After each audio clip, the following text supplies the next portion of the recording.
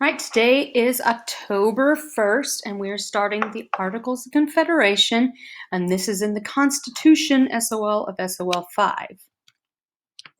All right. So now that we have gained our independence, we have to have some form of a government. So they're going to come up with what they refer to as the Articles of Confederation. And in the Articles of Confederation, we're going to establish that we are going to be a republic.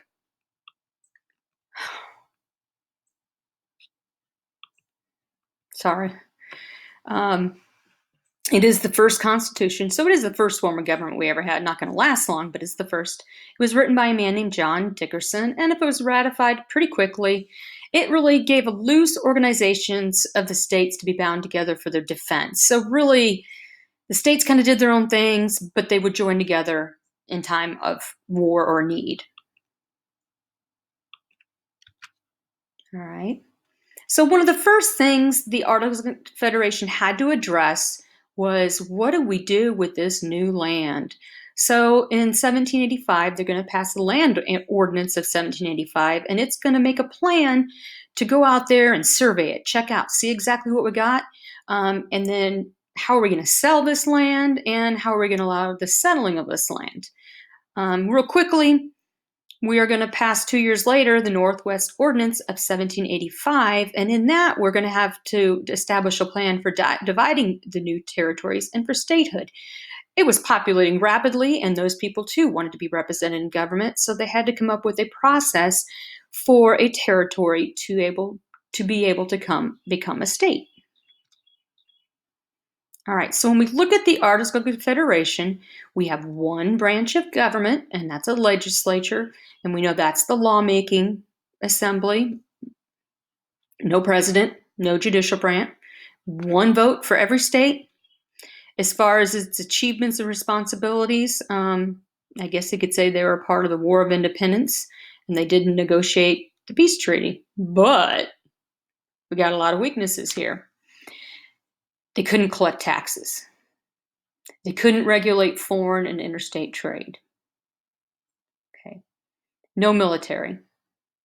9/13 majority needed to pass a law. No common currency. No executive branch. And no court to settle disputes among the states. So, there's no common money. You're using North Carolina money, South Carolina money. You think your money's worth more than their money, and vice versa. You don't collect taxes. How's the government going to run? They need finances to run. So real quickly, we're going to find out, maybe not so good. All right. And the first major event that's going to bring this to light and get them to start realizing, whoa, we need to do something different, was what we refer to as Shays' Rebellion. It was in 1786, led by Daniel Shay. He was a former soldier and a farmer, and he rebelled against the high taxes. The effects of this were that lawmakers realized the national government had to be stronger to avoid civil unrest because the protests got a little physical. So we knew we were weak in security and strength. So we are going to have what we call the Annapolis Conference, and the goal of that is to fix the articles. And I'm going to show you a quick video about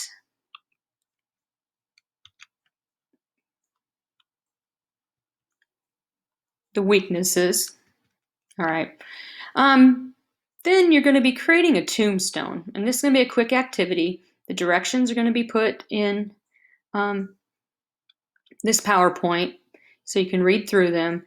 All you're going to do is on the computer somehow create, so it's up to you, use your ingenuity, create a gravestone, because the Articles of Confederation are dead. They're dead. No good. We realize real quick, these aren't working. Tell me the 3 things that killed it. Give me 3 sentences on how it will be remembered, and then at least 1 quote from the articles might have said. Okay? And then decorate your tombstone. Be creative, be neat, but be accurate. All right, and here's an example one if you want to refer to one. All right, so now we're going to look at coming up with a new document to establish our government. All right, so this is going to be the American Constitution, we know we're going to hold a constitutional convention where the states are going to get together in May of 1787 to draft this. The key leader at the Constitutional Convention is going to be George Washington. He is going to be the chairman. He is there in person, leading prestige to the proceedings because everybody knew who he was because of the war. He didn't say much at the convention, but he was there. James Madison, on the other hand, a Virginian, is considered father of the Constitution. He wrote the Virginia Plan, which called for introducing the concept of federalism and shared powers. He's going to speak over 200 times. So when you talk about the Constitutional Convention, very, very influential man. All right, we're going to do a real quick research challenge so that you can meet